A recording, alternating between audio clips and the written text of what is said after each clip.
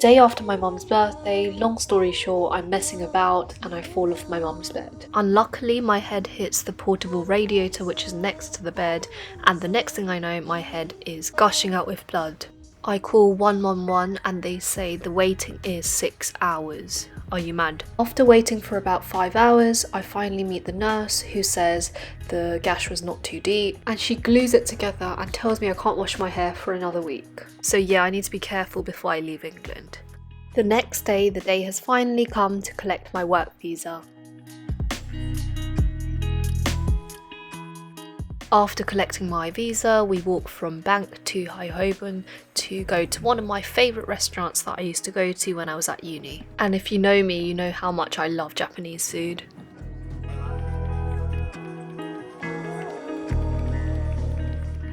We headed towards New Malden for some Korean food and had an Oreo bingsu. So the week after my mum's birthday, it was my sister's birthday and she wanted to go to Gaucho for lunch.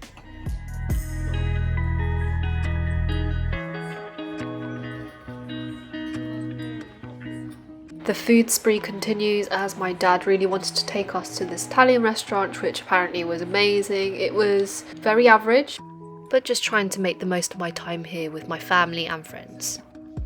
My friend and I decided to take an impromptu trip to Brighton as the weather was nice and we wanted to sit by the beach to eat our fish and chips. And this is what happened as soon as she opened her fish and chips. Vanished in 0.1 seconds.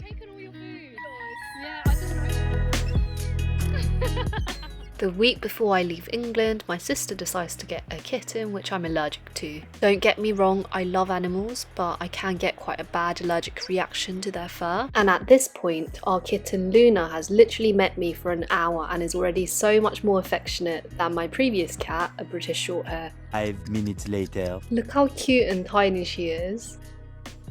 The weekend before my flight, we decide to rebook The Lion King, which was previously cancelled.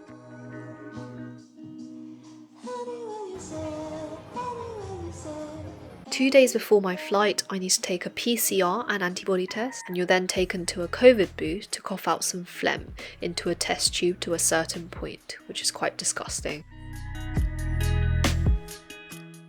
You might now be wondering where I'm going and why it's such a big deal.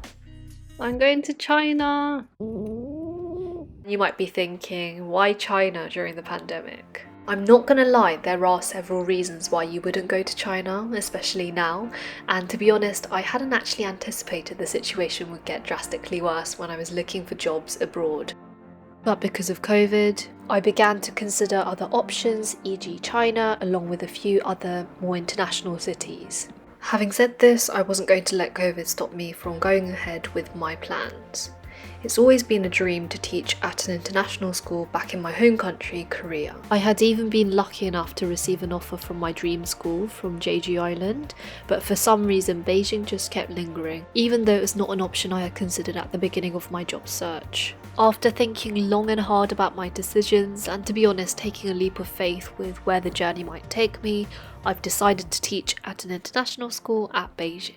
Before you can get on the flight, one last thing they ask you to do is to fill in the health declaration form, which can only be completed after receiving your test results. And it seems that if there isn't an issue, it turns green quite quickly, but if there is, it either remains yellow or turns red in the worst case. For some reason, my code was still yellow 2 hours before my flight and remained unchanged, until eventually I had to cancel my flight and return back home.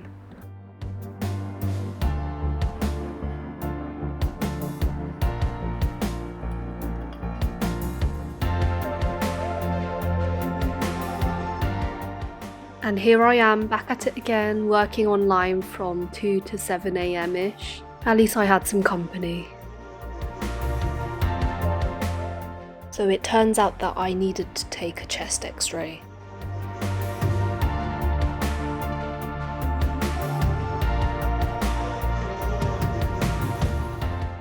The day I was supposed to leave, China announced a new policy that now you had to get a test 7 days and 2 days before the flight. So here I am yet again to prove that I am fit to fly.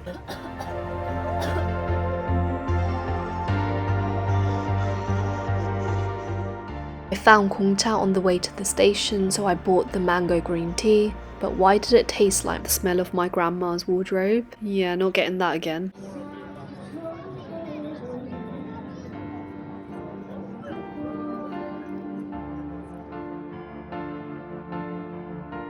My goodbye meal with my family for the 10th time.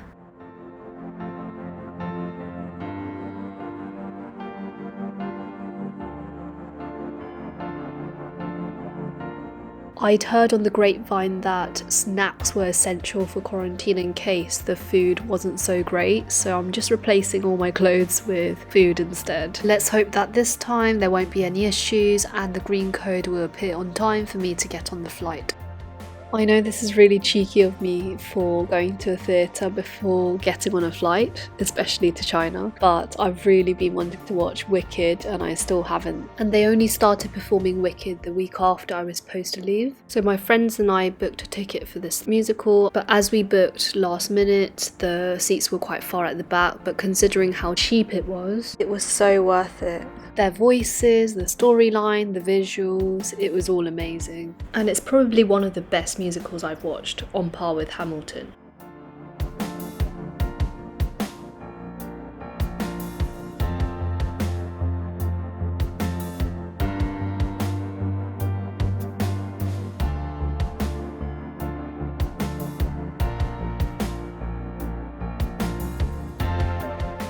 Now that my green code has arrived, I don't know how I feel about leaving. I don't even know if I'm ready to go anymore. But anyway, here's the last lunch meal that I've had the day before I'm actually leaving this time.